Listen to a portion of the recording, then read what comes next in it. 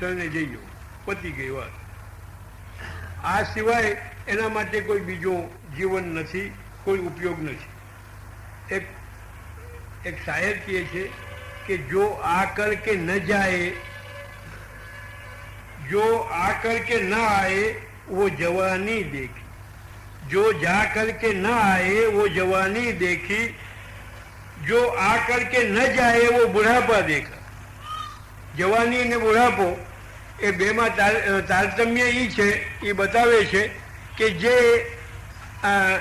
જે કોઈ પણ છે એ વહી જાય પછી પાછી ના આવે એ જવાની. જે ગઈ એ જવાની કે જે વહી જાય પછી પાછી નથી આવતી. અને જે બુઢાપો એ કહેવાય કે જે બુઢાપો આવ્યા પછી જાતો નથી. એ એવો આવીને ખીલો ખોલીને બેસી જાય છે કે એ છેવટે જ જાય, બધું ખતમ થાય છે, ત્યાં સુધી જતો નથી.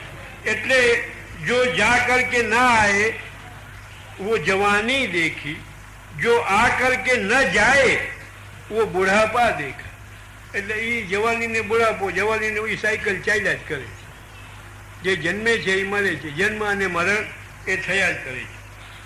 ઘણા લોકોનો તો એક જ જીવનનો ધ્યેય કે ખૂબ કમાઈ લેવું, ખૂબ કમાઈ લેવું. એક સટોડિયો બીમાર પડ્યો, હવે ડાક્ટરોએ એને સલાહ આપી કે આને દવાખાને લઈ જાઓ, અહીં ઘરમાં રાખોમાં, કંઈ મરી જશે ખબર નહીં પડે. દવાખાને લઈ ગયા.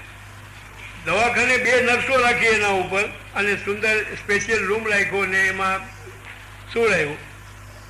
એના દર 2-2 કલાકે ટેમ્પરેચર લેવું અને આ બધું જોવું, એ જોવા માટે નર્સો આવે અને રજિસ્ટર ઉપર લખી લેવું. પછી ડાક્ટર આવે એને ઓલું રજિસ્ટર બતાવે કે કેટલા વાગે ટેમ્પરેચર લીધું, કેટલું બીપી હતું, કેટલું ટેમ્પરેચર હતું, કેટલા પલ્સ રેટ કેટલી હતી, એ બધું બતાવે.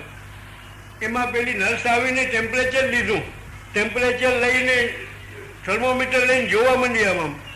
તો આને પૂછ્યું કેટલા છે, એટલે ઓલી જુએ છે ટેમ્પરેચરની ડિગ્રી, આ પૂછે છે કે કેટલા થયા, તો કે 102 થયા. 103 થાય એટલે વેચી નાખજો.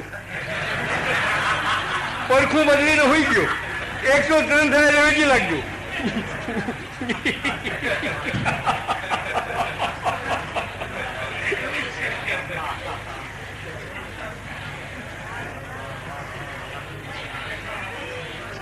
એક અંધવિશ્વાસનો દાખલો મને યાદ આવ્યો કે દવાખાનામાં એક પેશન્ટ સૂતેલો અને ભયંકર રોગથી પીડાય અને છેલ્લા શ્વાસ લે બિચારો, પણ હજી મરણ આવ્યું નહોતું. એમાં એક ડૉક્ટર આવ્યા. ડૉક્ટરે આવીને બધા આમ સિરિયલ ખાટલાઓના પડ્યા તેમ તપાસતા આ દર્દી પાસે આવ્યા. દર્દી પાસે આવેલા આને તપાસીને આમ જોઈને જ કહ્યું, ઓહ હી ઇઝ એક્સપાયર, ખાટલો ખાલી કરો, ખાટલો ખાલી કરો, આ મરી ગયા છે. એટલે ઓલો બિચારો બોલ્યો, ઓલો ખાટલામાં હોતો કે સાહેબ હું જીવું છું.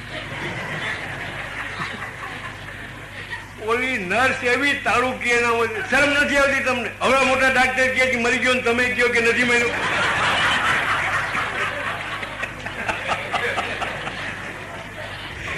ઈ કે પણ ગમે ઈ કે પણ હું હજી જીવું છું. એ તો બોલી, મારી બોલી તો સાંભળો જ કે નહીં.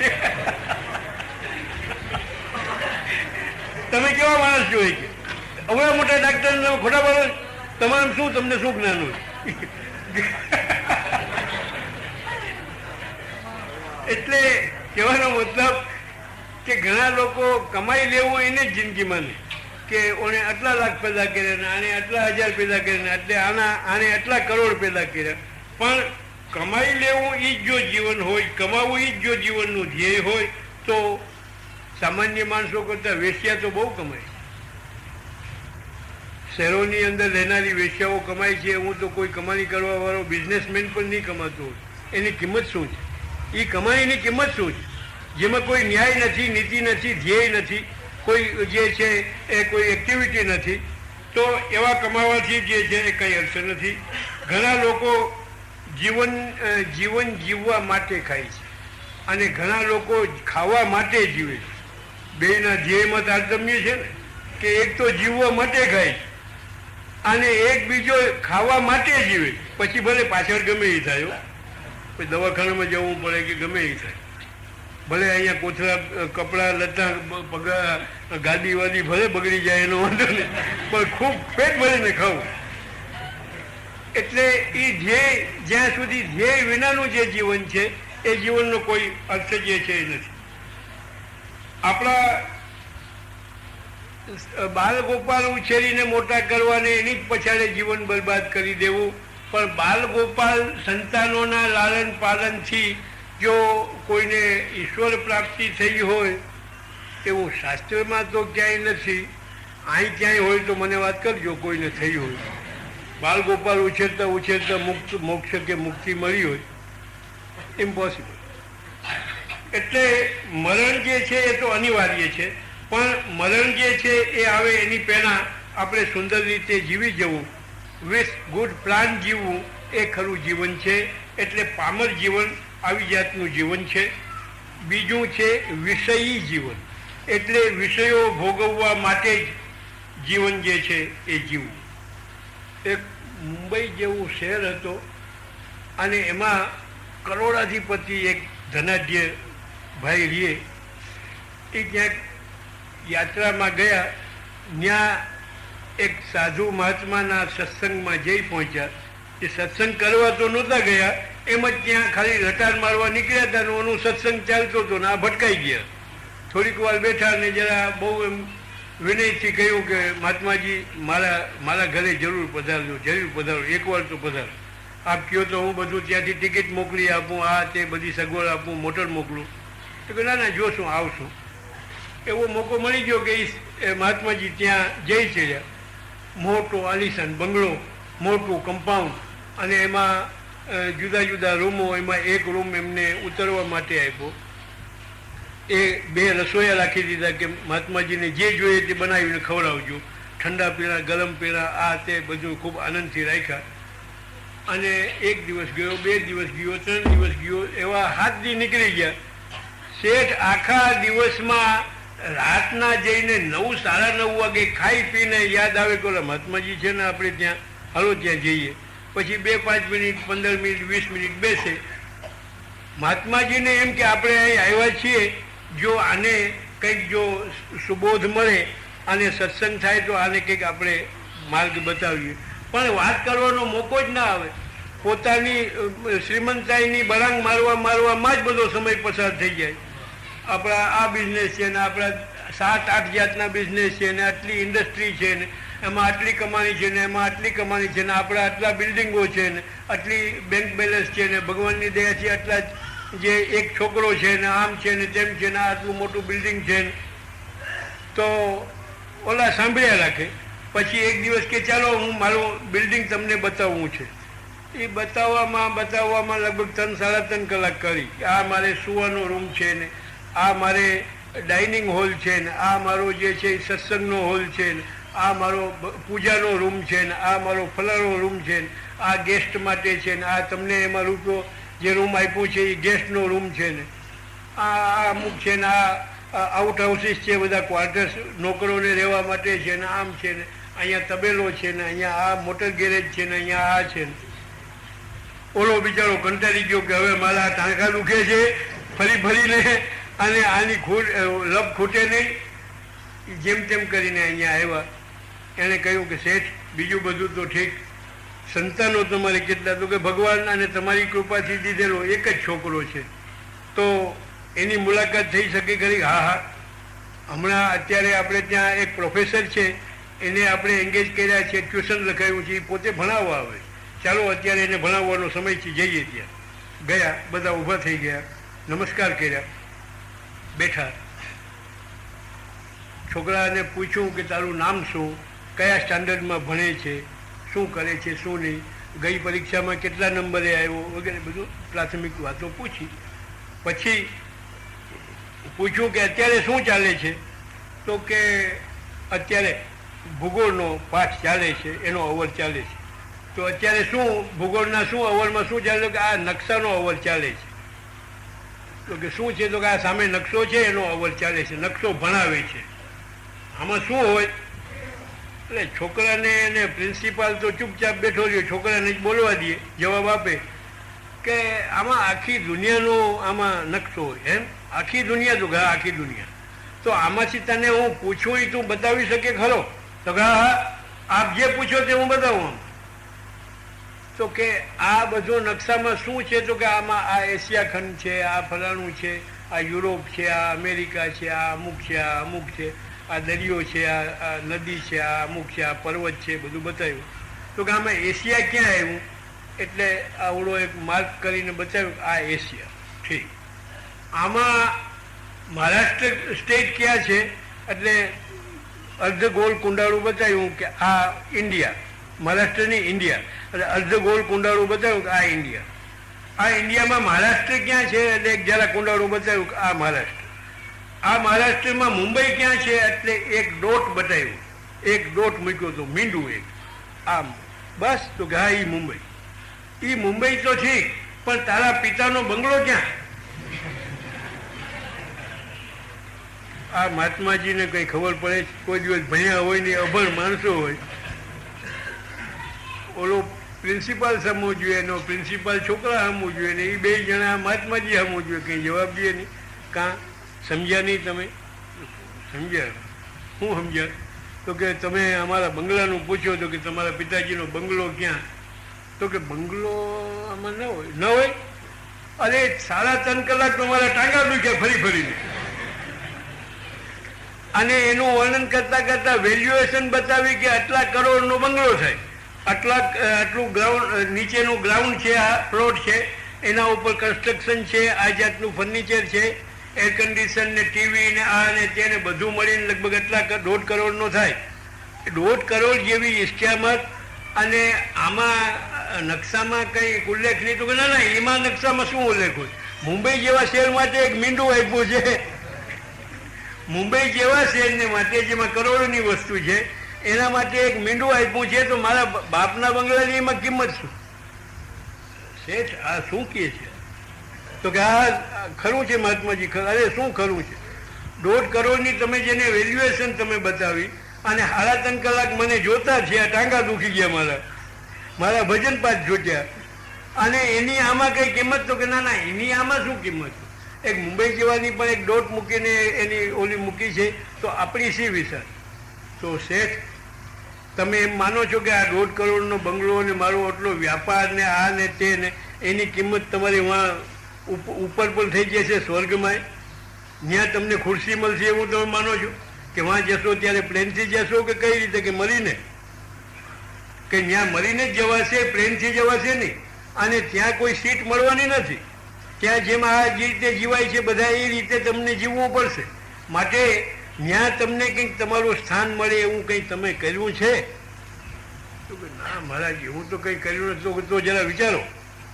અને આની અંદરથી આસક્તિ ઓછી કરો, અહંકાર ઓછો કરો, અને તમે કંઈક આત્મકલ્યાણને માટે થઈને તમે કંઈક પણ એક માર્ગ નક્કી કરો અને એની અમલવારી કરવા લાગો, તો કંઈક તમારી બેલેન્સ વધે, મૂડી વધે, અને એ મૂડીથી તમે જે કરવા માગો એ થઈ શકે.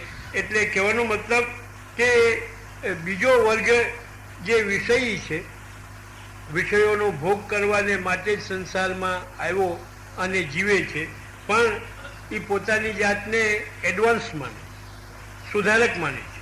અને દરેક ક્ષેત્રની અંદર, વ્યાપારમાં, ખેતીમાં, ઉદ્યોગમાં, જ્ઞાતિમાં, પંચમાં, સમાજમાં, રાજનીતિમાં નામના પ્રાપ્ત કરવામાં પોતાના જીવનનો ઉત્કર્ષ અને ધ્યેય માને છે. આમાં એક પેટા વિભાગ બીજો પણ સમાવેશ થાય. ઘણા ધાર્મિક માન્યતાવાળા લોકો પણ આવામાં હોય છે, અને એને ધાર્મિક કહેવાય. ધાર્મિક ક્રિયાકર્મ પણ કરે, પણ એ ધાર્મિક ક્રિયાકર્મ કરવા પાછળનો હેતુ કંઈક સિદ્ધિ મેળવી લેવાનો, કંઈક સિદ્ધિ મેળવી લેવા માટે કરતા હોય. મોક્ષ કે ઉદ્ધાર થાય એટલા માટે નહીં. ધર્મ કર્મ તો કરે, એ તો આસુરો પણ કરે છે. ગીતામાં ભગવાને આસુરોના લક્ષણ બતાવ્યા છે કે યક્ષે દાસ્યામી મોદીશી, હું યજ્ઞ કરીશ, હું જે છે એ સુખથી જીવીશ, દાસ્યામી હું દાન કરીશ, પુણ્ય કરીશ, આ બધું એ પણ કહેતા હોય છે. પણ એ જાતના ધાર્મિક માન્યતાવાળા લોકો પણ કંઈક સિદ્ધિ મેળવી લેવા માટે ધર્મ કર્મ કરતા હોય છે, પોતાના જાતના ઉદ્ધાર માટે કે મોક્ષ કે મુક્તિ પ્રાપ્ત કરવા માટે નહીં, બળા ઓછા નીકળશે.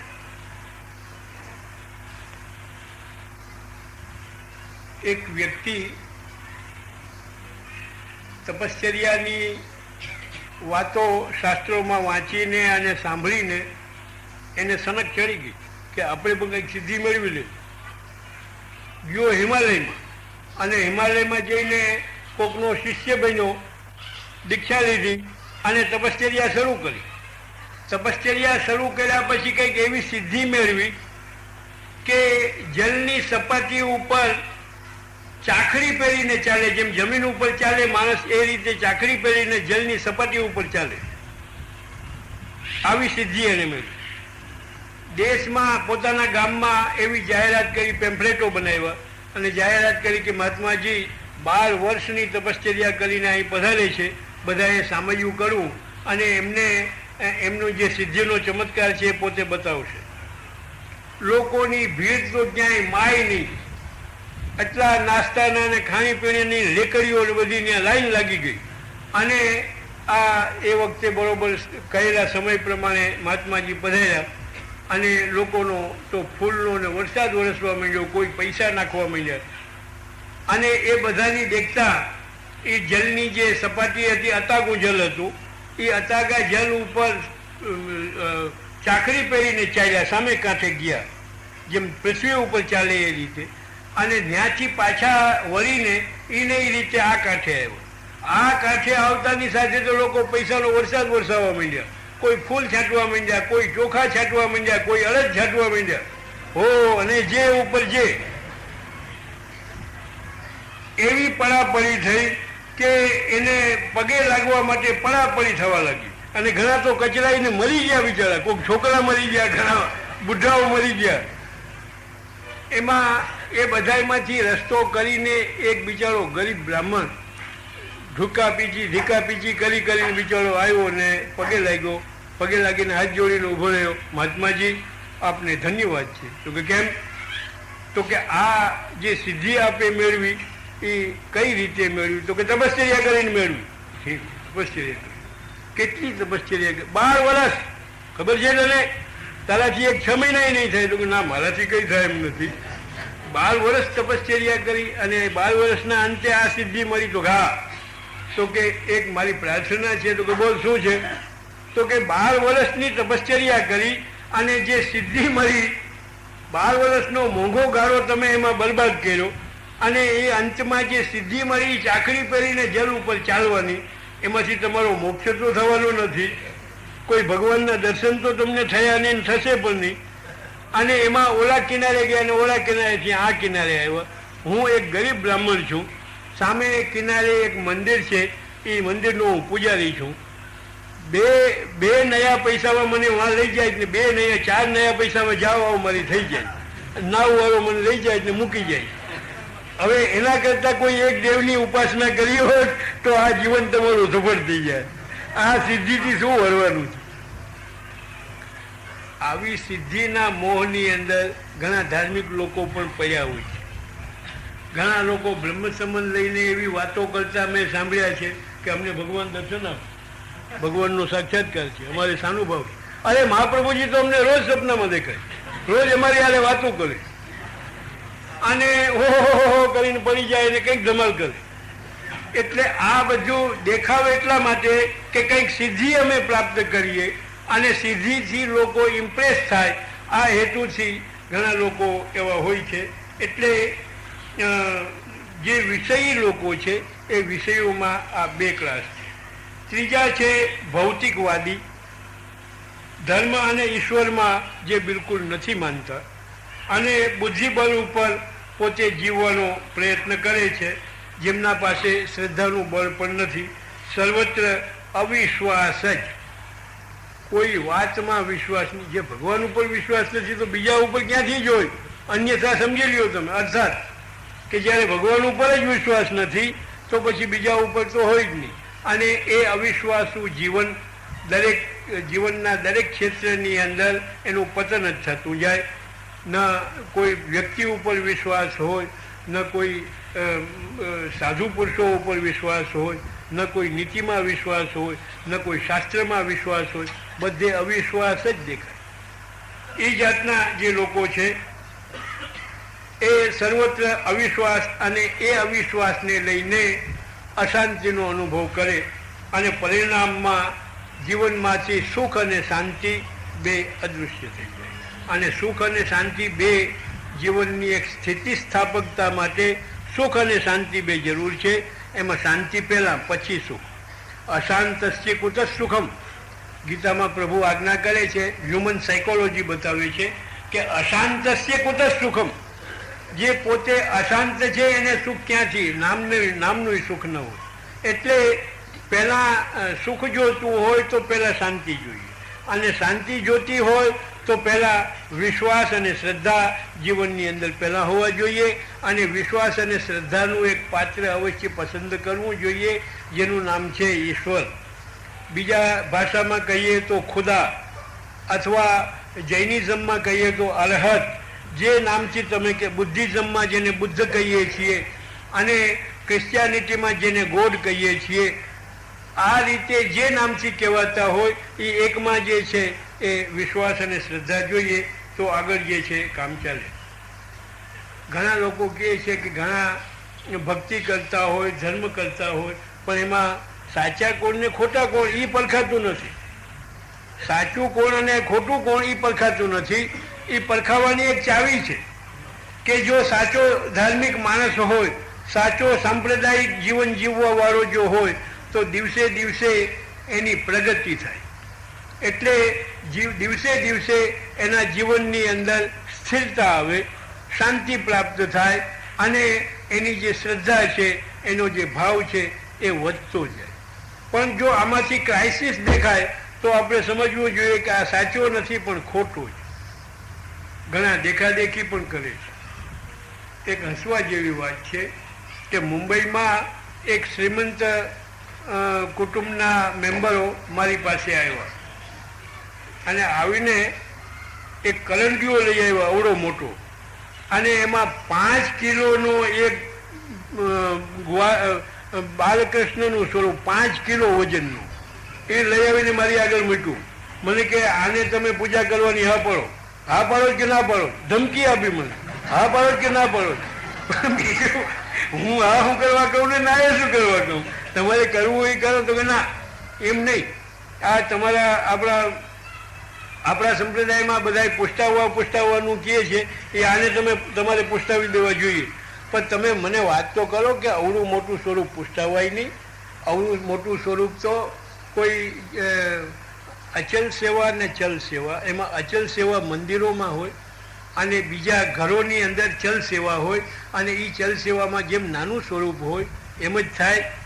અને એ સિદ્ધાંત ભાગવતના દ્વિતીય સ્કંદની અંદર જ્યારે સુખદેવજી અને પરીક્ષિતનો પહેલો સમાગમ થયો ત્યારે 4 પ્રકારનું સ્વરૂપ ત્યાં પરીક્ષિતને બતાવ્યું કે એક તો આટલું સ્વરૂપ અંતર્યામી સ્વરૂપ, એક વિરાટ સ્વરૂપ, અને એક ધ્યાનનું સ્વરૂપ, અને એક સૂક્ષ્મ સ્વરૂપ. તો જેની સેવા કરવી હોય એ સૂક્ષ્મ સ્વરૂપની થાય, ધ્યાન કરવું હોય તો એનાથી મોટા સ્વરૂપની થાય, અંતર્યામીની થાય, અને એનાથી જે વિરાટ સ્વરૂપ છે એનું માત્ર ધ્યાન જ કરવામાં આવે, એ પૂજામાં કે સેવામાં ન રહે. એટલે તમારે નાનું સ્વરૂપ લેવું જોઈએ. મને કે આ તો વાત એવી છે, હવે મને કે અમે સમજાવીએ કે આ શું કરવા અમે અહીંયા પૂજામાં લેવા માટે આવ્યા છીએ. કે અમારા એક પાડોશી છે, એ પાડોશી અત્યાર સુધી તો એક નાના બાલુડાની સેવા કરે. બાલુડો કહ્યું એટલે ભગવાનને બાલુડો કહ્યું. બાલુડો લઈ આવ્યો આટલો, અને એ સેવા કરતા હતા. પણ પછી કઈ યાત્રામાં ગયા તો ત્યાંથી એને એવું થયું કે 1 કિલો એકનું મોટું બાલકૃષ્ણનું સ્વરૂપ લઈ આવ્યા, અને એ સેવા કરે. અમે એક દિવસ દર્શન કરવા ગયા કે એને બાલુડાને જોઈ તો આવીએ, તો અંદર ગયા તો અમને જવા નથી દીધા કે તમને આમાં ખબર ન પડે, તમને અંદર જવાય નહીં. મને તે દિવસથી મને કે સ્ટ્રાઇક થઈ ગઈ મગજમાં કે આનું 1 કિલોનું હોય તો હું 5 કિલોનું લઈ આવું. અને આ મુંબઈમાં કોઈ પાસે ન હોય એવો ઓર્ડર છે મને કે બોલાવ્યો 5 કિલોનું મૂળ, અને આને લઈ આવું ને આની જ પૂજા કરવી, તમે પૂછતાવી દો કે નહીં, હા કે ના? ભાઈ મને પૂછતાવતા આવડતું નથી, જેને આવડતું હોય એને તો પાછું તમે પૂછતાવી લ્યો અને તમે કરી દો સ્ટાર્ટ, અને નહીં તો પૂછતાવવાની તમારે જરૂર છે, એમને શરૂ કરી દો ને તમે. મને કે હે એમ થાય, મેં આ થાય, શરૂ કરી દો. દંભથી, અહંકારથી અને પાખંડથી બીજાઓને બતાવવા માટે જે કંઈ કરવામાં આવે. યાર એક ગામમાં, ગામ તો મોટું, લગભગ 10,000ની વસ્તી, એમાં એક આંધળો રહીએ, અને આંધળો 2 રૂમની અંદર બિચારો રહીએ અને એકાકી જીવન ગાળે. એને પાણેલો નહીં, મા બાપ પણ મરી ગયા, ભાઈ ભાંડું કોઈ નહીં, એકલો રહીએ. પણ રોજ સાંજના ઝાલરટાણું થાય, ગામડાની ભાષામાં કહું, ઝાલરટાણું થાય એટલે દીવા બધા ગામના બોવે, ઘરો ઘરોમાં દીવા બોવે, જે કેરોસીનના હોય, કોઈ તેલના હોય, કોઈ કંઈ હોય, દીવા બોવે બધા. તો આ આંધળો ઉઠીને પણ દીવા બોવે, પણ એ આંધળો જે દીવા બોવે છે એને દેખાતું જે નહીં ગઈ. ગામ આખું બોવે તો ઠીક છે કે એને આખું તો છે કે એને અંધારું થાય માટે અંધારામાંથી જોવા માટે થઈને બોવે, પણ આ તો દેખાદેખી જ બોવે ને. એના બોવાથી આને કંઈ પ્રકાશ તો મળવાનો નથી. એવી દેખાદેખીથી જે કોઈ પણ થાય છે ધર્મ કર્મ, એનું આ પરિણામ હોય છે. એ ઓલા આંધળા જેવો દીવા બોવે એના જેવું થયું. એટલે દેખાદેખી કરવાવાળા જે છે એને ફળ પ્રાપ્તિ થતી નથી. એટલે એ રીતે ઘણા લોકો એવો વાત કરે છે કે અમે તો માયાજાલની અંદર ફસાયેલા છીએ, અને માયાજાલમાં ફસાયેલા હોવાથી આ ધર્મ બાબત કે અધ્યાત્મ બાબત વિચારવાનો કે સમજવાનો કે વાત કરવાનો કે કંઈ પ્રયત્ન કરવાનો સમય જ ક્યાં રહીએ છીએ. અને સમય ન રહેતો હોવાથી અમે જે છે એ કઈ રીતે ધર્મ કર્મ કરી શકીએ, કઈ રીતે વૈષ્ણવ બની શકીએ. આવા જે વાત કરવાવાળા એ 2 જાતના હોય છે. કાં તો અજ્ઞાની હોય તો એ આવી વાત કરે, અને બીજા જે છે બીજી કોટી છે કે પ્રમાદી હોય, કંઈ કરવું ન હોય, બાનું દઈ દેવું કે અમારું આ વ્યવહારમાં અને સમાજની અંદર અને માયાજાલમાં ફસાયેલા લોકો અમે કંઈ કરી શકીએ નહીં, આ બાનું દઈ દેવાય, એટલે કંઈ કરવું તો છે જ નહીં. એટલે હકીકત શું છે કે જેને રેલમાં કે બસમાં નથી જવું એને પૂછવાની જરૂર શું છે કે રેલ કઈએ ઉપડે છે, બસ કઈએ ઉપડે છે, વાંચી કઈએ આવે છે, અહીંયા કેટલી વાર ઊભી રહીએ છે, એ પૂછવાની જરૂર શું છે. વખત શું કરવા બગાડો તમારો ને બીજાનો? ઓને જવાબ દેવો એટલી વખત તો બગાડો ને, તમારે જવું તો છે નહીં. એટલે જેને જવું નથી એને આ ઇન્કવાયરીની કંઈ જરૂર નથી, પણ જેને પરગામ જવું છે એને તો તકેદારી રાખવી જોઈએ, બરોબર સમજવું જોઈએ બસ સ્ટેશન ક્યાં છે, અહીંનું વાહની બસ કેટલા વાગે આવે છે, અહીંથી કેટલા વાગે ઉપડે છે, શું છે શું નહીં, આ બધું એને સમજવા કોશિશ કરવી જોઈએ. પણ એ ટિકિટ ક્યાંથી મળે છે, ટિકિટ કેટલા પૈસાની મળે છે, આ બધું સમજવું જોઈએ. પણ જેને નથી જવું એને કંઈ નથી. એટલે જેને પોતાનો આત્મોદ્ધાર કરવો છે, જીવનનો ઉત્કર્ષ કરવો છે, એને તો તકેદારી સમજવાની રાખવી જોઈએ, અને બધું સમજવું જોઈએ, સાંભળવું જોઈએ, કોકને પૂછવું જોઈએ, કોકનો ઉપદેશ લેવો જોઈએ. એ કર્યા વિના તો કંઈ પણ પ્રાપ્ત જે થવાનું નથી. પ્રમાદી અને સ્વસ્થ શરીર હોય, વિદ્યા પ્રાપ્ત કરી હોય, શાસ્ત્ર ભણ્યા હોય, શાસ્ત્ર વાંચ્યા હોય, પોતાના ગુરુ પણ હોય, ધન પણ હોય, અને આ બધું હોવા છતાં જો કોઈ માણસ શ્રેય પ્રાપ્ત ન કરી શકે તો એમને એમ લેવાનું છે. જ્યારે મુશળધાર વરસાદ વરસે એવા સમયમાં પણ જેણે વાવણી ન કરી તો પછી એને લણવાનું હોય શું? આટા જ ખાવાના, ઘરથી ખેતર ને ખેતરથી ઘરે, એમને ખાલી આટા જ ખાવાના.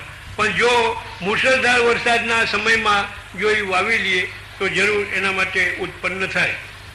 એટલે પર્યાપ્ત વૃષ્ટિ જેને થઈ હોય એને જ લણવાનું હોય, બાકી બીજાને કંઈ લણવાનું હોય નહીં. જૈસે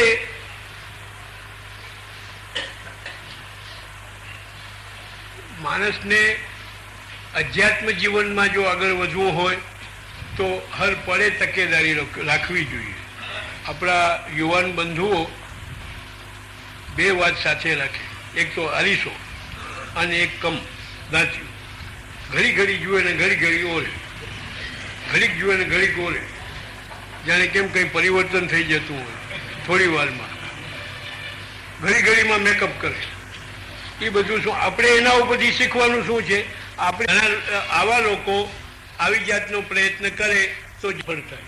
પણ ઘણા લોકો પ્રયત્ન તો કરે છે, અમારી પાસે પણ આવે છે, ઘણા પ્રશ્નો કરે. પ્રશ્નો બે રીતે થાય. એક તો પોતે જ્ઞાની છે એવું બતાવવા માટે પ્રશ્ન કરે કે હું આટલું આટલું જાણું છું. પછી તમે એનો જ્યારે જવાબ આપો ત્યારે બિલકુલ નેગ્લેક્ટ થઈ જાય. ઠીક, તો એટલી ઇન્ટેજરીથી અહીં પૂછવા તો આવ્યો ને, હવે જવાબ સાંભળવાની ફુરસત જ નથી. એટલે કાં તો પોતાનું જ્ઞાન બતાવવાને માટે હોય, અને કાં હૃદયથી કંઈક જાણવાની જિજ્ઞાસાથી પૂછતો હોય. તો જાણવાથી જિજ્ઞાસાથી પૂછતો હોય એને સમજાવવા માટે આપણે તૈયાર છીએ. પણ જે પોતાનું જ્ઞાન છાંટવા માટે પૂછતો હોય એને કહેવાનો કોઈ અર્થ નથી, નો મિનિંગ. એટલે એ રીતે ઘણા લોકો એમને પ્રશ્નો કરે છે, એને સમજવું નથી. સુખડિયાની દુકાને ઘણા લોકો જાય ઘરાક, આ શું કહેવાય ને આ શું કહેવાય ને આ શું કહેવાય, આનો શું ભાવ ને આનો શું ભાવ, જરાક ચાખવા આપો તો ચાખી ચાખીને હાલતા, લીએ વીએ કંઈ નહીં, ચાખી ચાખીને રવાના થઈ જાય. એવા ઘણા લોકો હોય કે એને કરવું કંઈ નથી. સેવા કરવી હોય તો મને કે કેમ થાય? હવે સેવા કરવાનું બતાવો તો કે એ ન બને અમારાથી, આ આમ ન થાય. તો તમારાથી બને એ પહેલાં તમે જ નક્કી કરો ને, અમને હું પૂછ્યો. આવી દશામાં આપણા લોકો જે છે એ જીવે છે, અને એમાં અજ્ઞાન દશાની અંદર કાં પોતાનું કંઈક બતાવવા માટે એવું બનાવતા હોય છે. ખરી જિજ્ઞાસા વૃત્તિ રાખીને સત્સંગાદિકની અંદર જવું જોઈએ અને લાભ લેવો જોઈએ. ઘણા લોકો કહે કે તમે બધી વાત કરો છો, અમે ભાગવત પણ વાંચીએ છીએ, ગીતા પણ વાંચીએ છીએ, 84, 252 શિક્ષાપત્ર બધું વાંચીએ છીએ, પણ અમને કંઈ યાદ જ નથી રહેતું. એનું અમારે શું કરવું? કંઈ યાદ નથી રહેતું. ખરું કહો છો યાદ નથી રહેતું, બિલકુલ બોગસ વાત છે. ખરું કહેતા હો કે અમને યાદ નથી રહેતું, ખોટી વાત છે. આ કેવલ બનાવટની વાતો છે. એમ તમે કહો કે જે કંઈ સાંભળો છો અને વાંચો છો એમાં તમારું ધ્યાન જતું નથી, તમારું કોન્સન્ટ્રેશન એમાં થતું નથી. અને એ ન થવાનું કારણ ગમે તે હોય, તમારી સંસારાશક્તિ હોય કે તમારી નાસ્તિકતા હોય કે ગમે તે હોય, કે તમારી અજ્ઞાન હોય, પણ તમારું કોન્સન્ટ્રેશન નથી એ વાત કયો. હકીકતમાં આવા લોકો ઘણા મેં જોયા છે, અને એ એવા હોય છે કે જે યાદ રાખવું જોઈએ એ ન રાખે, અને જે ન રાખવું જોઈએ એ રાખે, અને ન રાખવું જોઈએ એ ન રાખે. જો આવી જ વાત હોય કે અમને કંઈ યાદ જ નથી રહેતું, તો મેં એને પૂછ્યું કે તમે શું બિઝનેસ તમારું શું? તો કે વેપાર છે. ઠીક, વેપાર શું છે? કે અનાજ કરિયાણાનું છે. ઠીક, ક્યાં દુકાન છે? મેન બજારમાં છે. એ મેન બજારની અંદર જે દુકાન છે એમાં નહીં તો નાની મોટી થઈને 100 ચીજો હશે. એ 100 ચીજના ભાવતાલ મોઢે કકડાટ. ગ્રાહક આવ્યો ને પૂછ્યું ને ફલાણું છે તો કે આ છે, શું ભાવ છે તો કે અમુક ભાવ છે. એ બધું મોઢે. એ મોઢે કેમ લે? વેવાઈએ કોઈ મેળા ટોણા માર્યા હોય તો જિંદગી સુધી યાદ રહીએ, અમારા વેવાઈએ વાં ફલાણે ઠેકાણે આ મેળું માર્યું હતું. એ બરોબર યાદ રહીએ, એમાં જરાય વાંધો ના આવે. કોઈને ઉછીના પૈસા દીધા હોય તો મરે ત્યાં સુધી યાદ રહી. મરે તોય છોકરાને કહેતો છે કે વસૂલ કરજે, આ લઈ ગયા. બાકી એ બોલે નહીં ને હું બોલતો નથી, એમાં લઈ જાય એમ લઈ લેજે. આ બધું યાદ રહે, પણ ભગવાન નામ કે ભગવાન લીલા કે કોઈ સિદ્ધાંત કે એ ક્યાં યાદ રહે છે? અમને યાદ નથી રહેતો. નહીં તો અમે બધું કરીએ નહીં. એટલે આવી દશા છે. હવે આપણે 6 વાગે છે, હજી કાલનો વિષય પણ આપણે અધૂરો મૂક્યો છે, એને હવે આપણે ચર્ચા કરીએ. અને 16 ગ્રંથોમાંનો સિદ્ધાંત રહસ્ય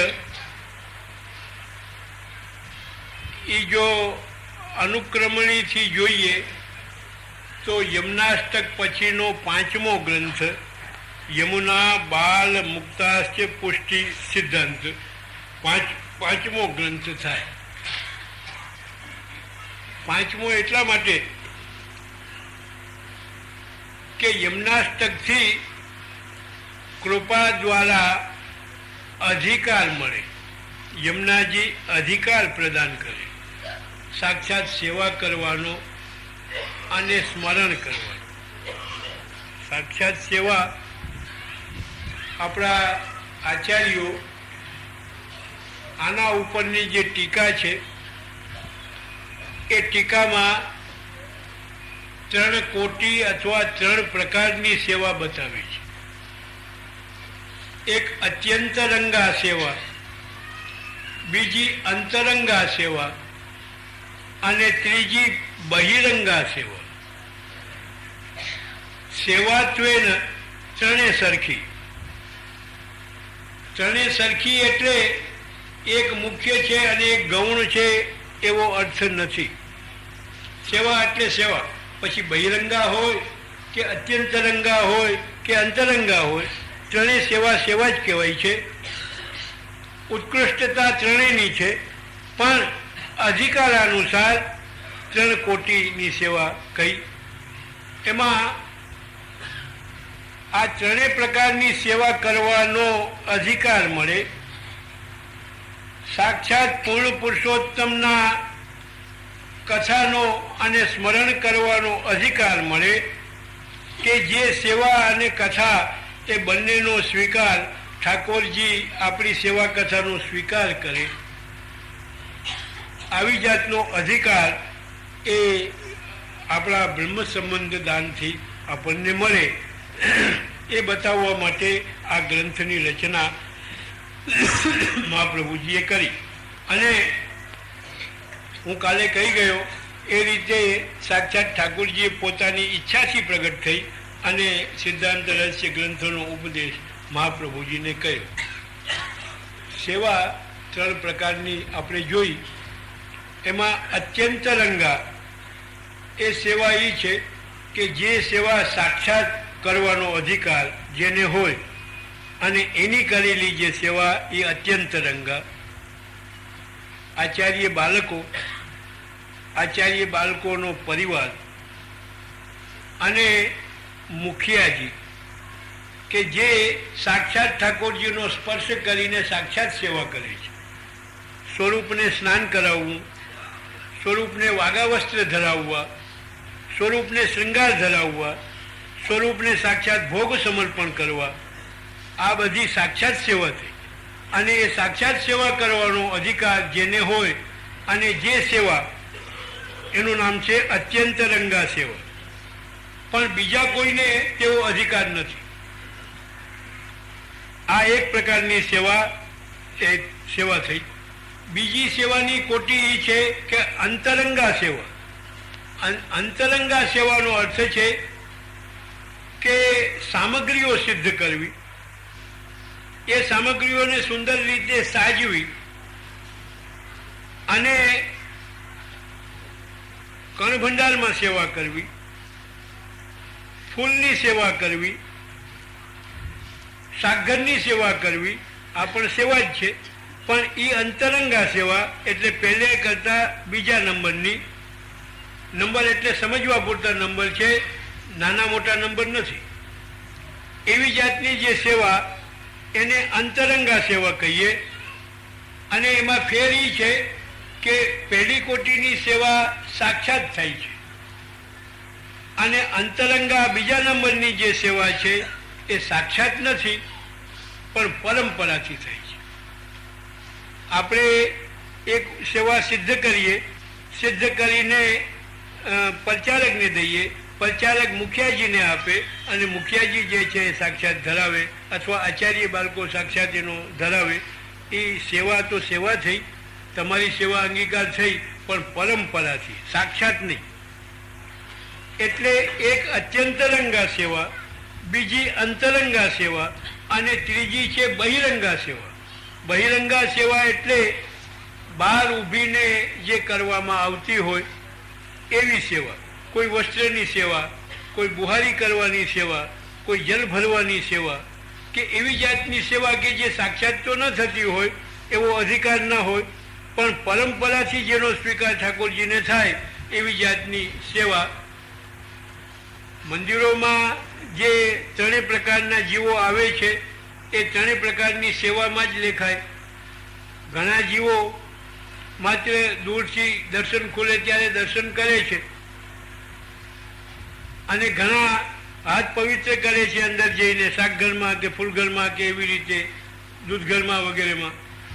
અને બીજા જે છે એ અંદર સાક્ષાત સેવા કરે છે, મુખિયાજી વગેરે એ સાક્ષાત સ્વરૂપની સેવા કરે છે. એટલે સેવા ત્રણેયની સેવા જ છે અને સેવાનો અંગીકાર ભલે સાક્ષાત નહીં તો પરંપરાથી થાય છે ઠાકોરજીને જ, એમાં અન્યથા કંઈ થતું નથી. પણ જે જીવનો જેવો અધિકાર હોય એ અધિકાર અનુસાર એમાં જે છે એવડું એને ફળની પ્રાપ્તિ થાય. અને એ મુજબ અહીંયા સિદ્ધાંત રહસ્ય ગ્રંથનો ઉદ્દેશ અને એટલા માટે કે બ્રહ્મ સંબંધ દાન કરાવવું. સાક્ષાત સેવાનો અધિકાર જ્યાં સુધી સમર્પણ ન થાય ત્યાં સુધી આધુનિક જીવોને ન થાય એવી જાતનો ચિંતા મહાપ્રભુજીને હતી.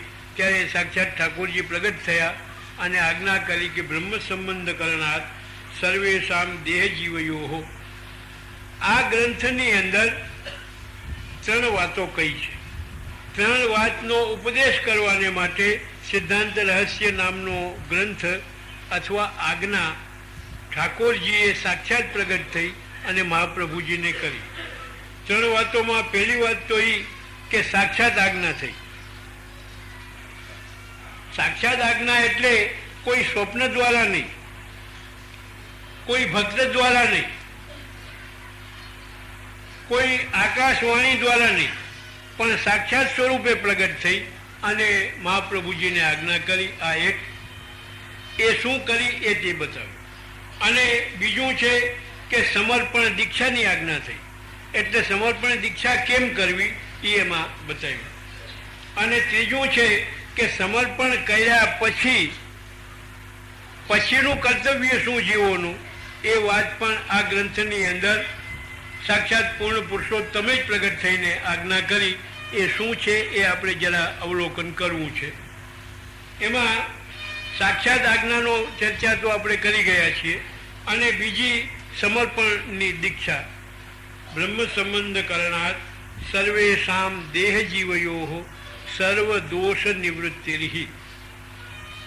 ઠાકોરજીએ આજ્ઞા કરી કે બ્રહ્મ સંબંધ કરવાથી સર્વના દેહના અને જીવના સર્વ દોષોની નિવૃત્તિ થાય છે. દોષ 5 પ્રકારના છે અને તે સ્મૃતિ અને શાસ્ત્ર એ બંનેમાં કયા છે. એમાં દેહના અને જીવના એ બેયના દોષો હોય છે. દોષો એટલે દોષ એવું જનરલ અર્થમાં શબ્દનો પ્રયોગ છે. ઘણા પાપ પણ હોય, ઘણા દોષ પણ હોય. પાપ પણ હોય, દોષ પણ હોય અને અપરાધ પણ હોય. આ ત્રણેયનો ભેદ હું એકવાર પરમદાડે કે એક દિવસ ચર્ચામાં કહી ગયો છું. એટલે એ જીવનાય હોય અને દેહનાય હોય એ બધા જે દોષો છે એની નિવૃત્તિ થાય છે. અને એ દોષોની સંખ્યા 5 પ્રકારના દોષો બતાવ્યા. એ 5 પ્રકારના દોષો કયા એ વાત 3જા શ્લોકની અંદર ભગવાને આજ્ઞા કરી કે સહજા દેશકાલોત્થા લોક વેદ નિરૂપિતા સંયોગજા સ્પર્શજાશ્ચ ન મંતવ્યા કથંચન. લોકમાં વેદમાં નિરૂપણ કરેલા સહજ, દેશજ, કાલજ, સંયોગજ, સ્પર્શજ આ 5 કોટી થઈ દોષોની. એમાં લોક અને વેદમાં જેમાં હીન જાતિમાં જન્મ થયો હોય તો એ લોકનો દોષ છે. અને વેદમાં છે એ કુષ્ઠ રોગ થાય, કોઈ બીજો રોગ થાય, કોઈ અપરાધ થાય, કોઈ પાપ થાય કામ ક્રોધ વગેરેથી જે કોઈ પણ અપરાધ પ્રાપ્ત થાય એવો અપરાધ એ સહજ કહેવાય, જીવની સાથે જન્મે છે. આ અપરાધો કામ ક્રોધ લોભ એ જીવ જન્મની સાથે આવે છે એટલે સહજ.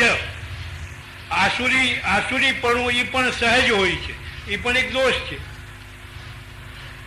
દેશનો દોષ કયો છે કે કોઈ અનાર્ય દેશમાં જન્મ થાય, કોઈ અનાર્ય દેશની અંદર જન્મ થાય એવો દેશ જ કહેવાય.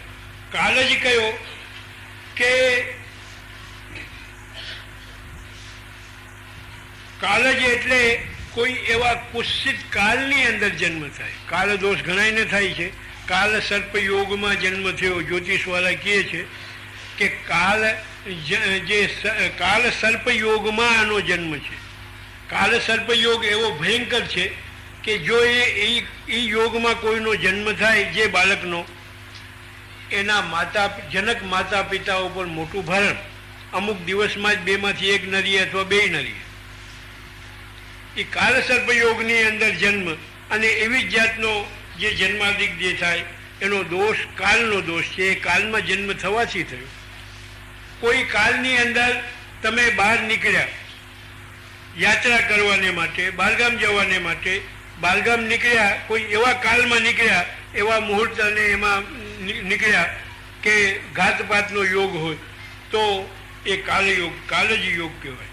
સંયોગ જ એટલે 2, 3, 4 વસ્તુઓ જ્યારે સાથે મળે અને એનાથી જે દોષ થાય એ દોષો સ્પર્શ જ એટલે સ્પર્શ કરવાથી જે કોઈ દોષ, આપણે નિર્દોષ હોઈએ પણ અમુક વસ્તુનો સ્પર્શ કરવાથી એ દોષિત હોય તો એ દોષ આપણામાં આવે. એ જે છે સ્પર્શ જ દોષ. આવી જાતના જે દોષો છે એ દોષો ન મંતવ્યા કથંચન. બ્રહ્મ સંબંધ થયા પછી માનવા ન જોઈએ. અંગ્રેજી ભાષામાં એવી ડ્રાફ્ટિંગ છે એનું કે નોટ ટુ બી કન્સિડર્ડ, હોવા છતાં ગણાય નહીં. નોટ ટુ બી કન્સિડર્ડ, હોવા છતાં નહીં. આ એક શંકાનો સવાલ થયો. એક માણસ કોઢિયો હતો, એને બ્રહ્મ સંબંધ કરાવવામાં આવ્યો. બ્રહ્મ સંબંધ થઈ ગયા પછી પણ 5 વર્ષ થઈ ગયા, હજી એનો કોઢ જ્યાં છે ત્યાંનો ત્યાં છે. તો એવું કહેવાય છે કે બ્રહ્મ સંબંધ સર્વેશામ દેહ જીવે સર્વ દોષ નિવૃત્તિ. દોષ નિવૃત્તિ કેમ માનવી? જે દોષો છે સામા દેખાય છે એ કેમ નિવૃત્તિ?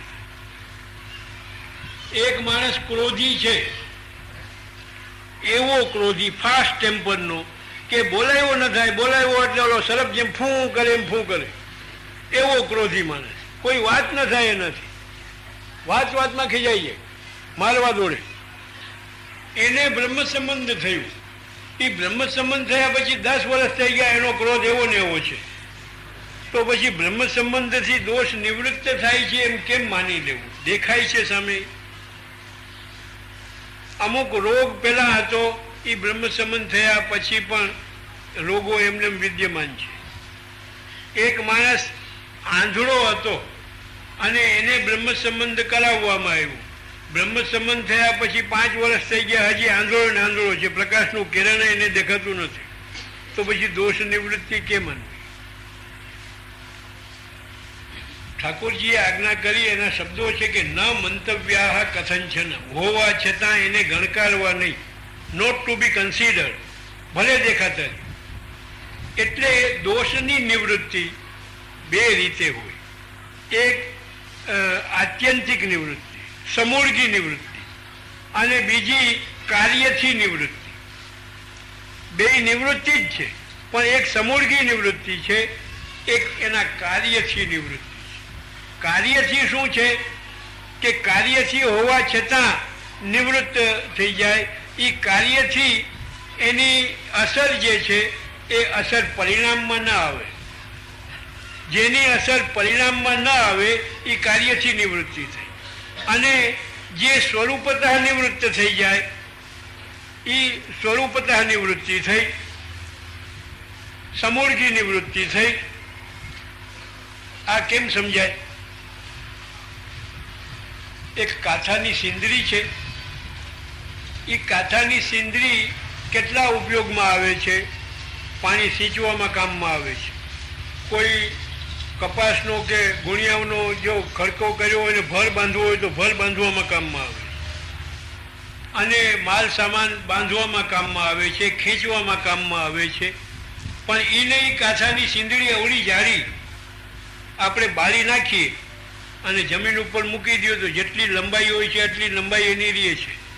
જેવો એનો આકાર પ્રકાર હોય, ગૂંથણી, એના રેસાઓ વેસાઓ, એની ગૂંથણી બધી દેખાય છે.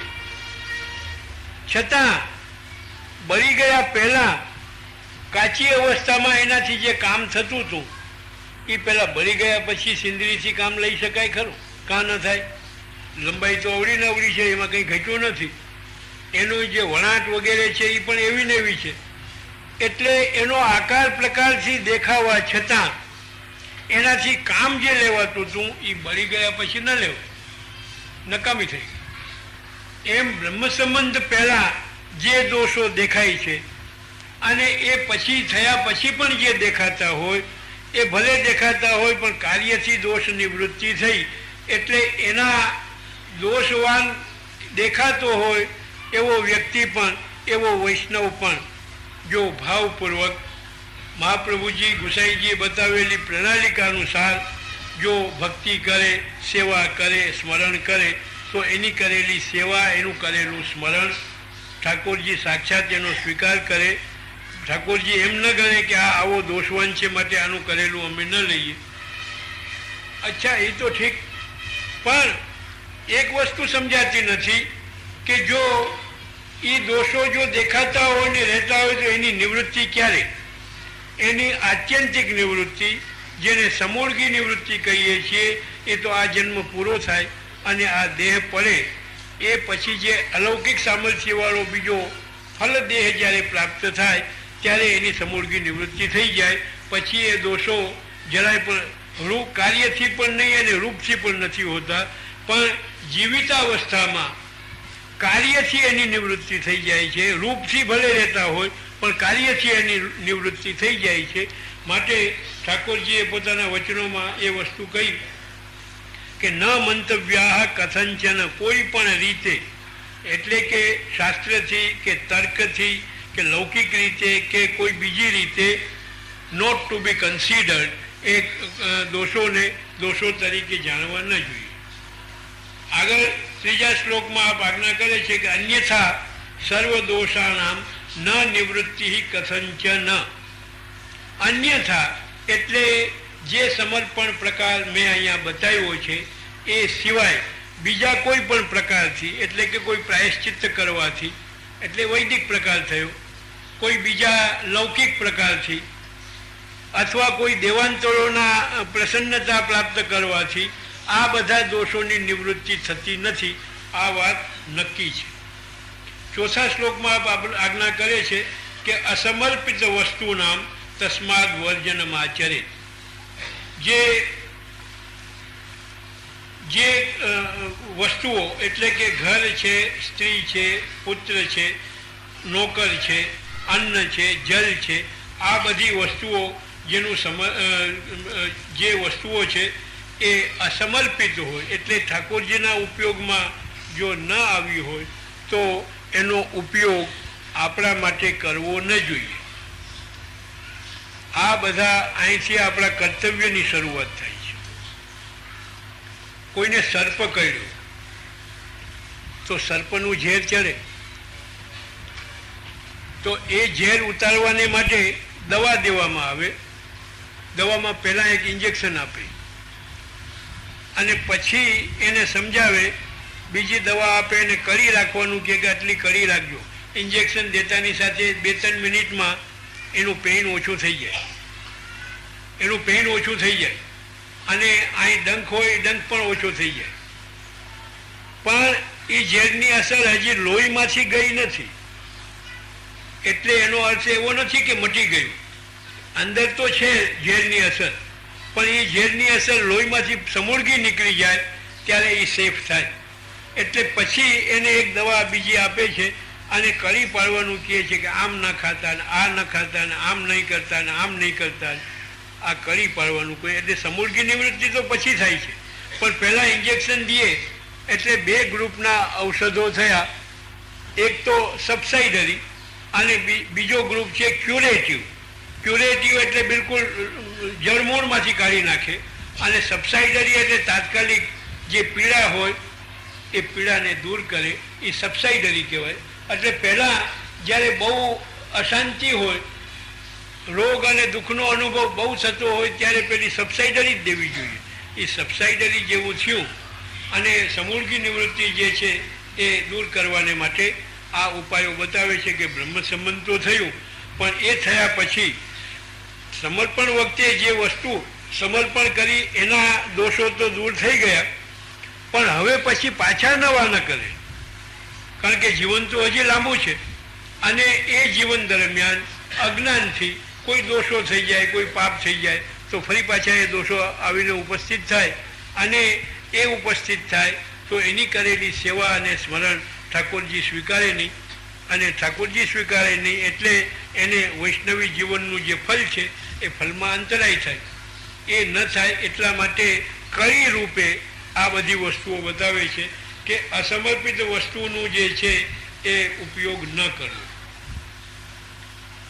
સમર્પ્યૈવ સર્વમ કુર્યાદિતિ સ્થિતિ, સમર્પણ કરીને જ સર્વ કાંઈ જે છે એ આપણે કરવું જોઈએ. એટલે અસમર્પિત વસ્તુઓનું સમર્પણ, એમાં આપણે સમર્પણ કરીએ છીએ, દાન કરતા નથી. સમર્પણ, નિવેદન અને દાન આ ત્રણેય અલગ વસ્તુઓ છે. સમર્પણ છે, પણ સમર્પણમાં નિવેદન આવી જાય છે, પણ નિવેદન એ સમર્પણ નથી. નિવેદન કરતા સમર્પણ જુદી વસ્તુ છે, અને દાન એ આ બેય કરતા જુદી વસ્તુ છે. દાન પુષ્ટિ માર્ગમાં આવતું નથી, ઘટતું નથી, સિદ્ધાંતથી પણ ઘટે નહીં, અને કર્તવ્યથી પણ ઘટે નહીં, અને ફલથી પણ ઘટે નહીં. શાસ્ત્રમાં એવું કહ્યું છે કે જે દાન કરનારો છે એ ઉત્તમર્ણ ગણાય, ઊંચો ગણાય, અને દાન જે લેવાવાળો છે એ અધમર્ણ ગણાય, એટલે નીચો ગણાય, હીન ગણાય. ત્યારે જો તુલસી પત્ર હાથમાં લઈને આપણે જો દાન કરતા હોઈએ ભગવાનને તો ભગવાન હીન ગણાય, અને આપણે જેને નાતાય નથી આવડતું, જેમાં કોઈ સંસ્કાર છે નહીં, એવો જે દાતા છે એ દાતા ઊંચો ગણાય. આ બની શકે? ભક્તિની સિદ્ધાંતોથી પણ વિરુદ્ધ થાય અને ધર્મના સિદ્ધાંતથી પણ વિરુદ્ધ થાય. ભગવાનને દાન દેવાય નહીં. અને દાન ક્યારે દેવાય, શું વસ્તુનું દેવાય? શાસ્ત્રે એવું લક્ષણ બતાવે છે કે જે વસ્તુ પહેલાં આપણી હોય, એ આપણી સ્વામીવાળી જે આપણી વસ્તુ હોય એ વસ્તુને આપણે બીજાને દાન કરી શકાય. જેમાં આપણી ઈષ્ટ બુદ્ધિ હોય, શ્રેષ્ઠ બુદ્ધિ હોય, એને આપણે દાન આપી શકીએ. અને એમાં સંકલ્પ કરીએ છીએ. સંકલ્પ એટલે નિશ્ચય,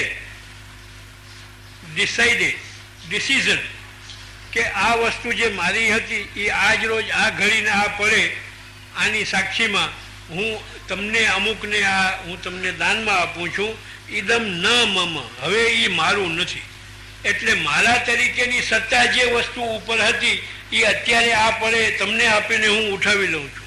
એટલે હવે એનો ભોગ તમને જે રીતે ઠીક પડે એ રીતે તમે કરો, એનો નાશ કરો કે બીજાને આપી દો કે ઉપયોગમાં રાખો કે ગમે તે કરો, હવે એ મારું નથી. પણ જો મારું એમાં બુદ્ધિ રહી જાય તો એ દાનનો કંઈ ફલ તમને પ્રાપ્ત થાય નહીં. દીધા પછી પણ જો તમને એમાં બુદ્ધિ રહી જાય કે આ મારું છે, આ મારું છે, 5 જણાને કહેતા બોલો ઓલું ફલાણા ભાઈ પાસે છે નહીં મેં આપ્યું, ઓલું ફલાણું છે નહીં મેં આપ્યું, તો એ દાન તમારો વ્યર્થ થઈ ગયું. દાનનું પુણ્ય અને ફલ તમને મળે નહીં. એટલે દાનનો અર્થ એ છે કે પહેલાં એ વસ્તુ આપણી હોવી જોઈએ. જગતમાં જન્મ લીધા પછી જગતની જે વસ્તુઓ જેને તમે મારું કંઈ કહો છો એ તમારું છે ખરું? કંઈ નથી. તમારું કંઈ નથી. કંઈ સાથે રહે, જો તમારું હોય તો મળો ત્યારે સાથે આવવું જોઈએ. સાથે તો આવવાનું નથી. સબ ખેલ પડા રહે જાએગા જબ લાદ ચલેગા બંજારા. બંજારો જયારે ઉપરશે ત્યારે બધું લાદી લાદીને લઈ જવાનું છે ને આઈ નહીં પડ્યું રહેવાનું છે, કઈ સાથે લઈ જવું શકવાનું નથી.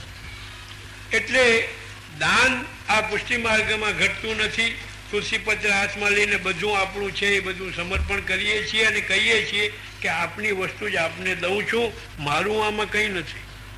પણ અવિદ્યાવશ અજ્ઞાનવશ હું મારું મારું મારું એમ કરીને માનતો હતો. પણ એ સમજ આજે મને પ્રાપ્ત થઈ અને એ સમજ પ્રાપ્ત થતાં હું આપને સમર્પણ કરું છું. તુલસી હાથમાં રાખીએ છીએ. તુલસી એટલા માટે હાથમાં રાખીએ છીએ કે તુલસી ઠાકોરજીને અતિ પ્રિય છે.